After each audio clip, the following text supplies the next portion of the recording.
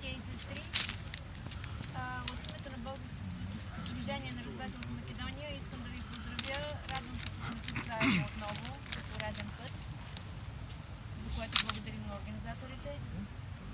Всички знаем какво е направила Мара Бунева, но аз искам да ви припомня нейните последни думи. Когато я разпитват, Мара Бунева казва: искам да умра, оставете ме да умра. Защо иска да умре тя?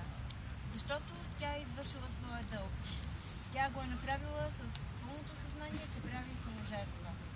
Тя прави саможертва за своите близки, за българите. Тя слага своя млад живот на олтара на Отечеството.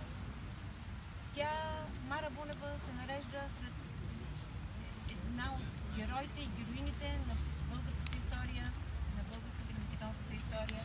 Така че тя завинаги ще остане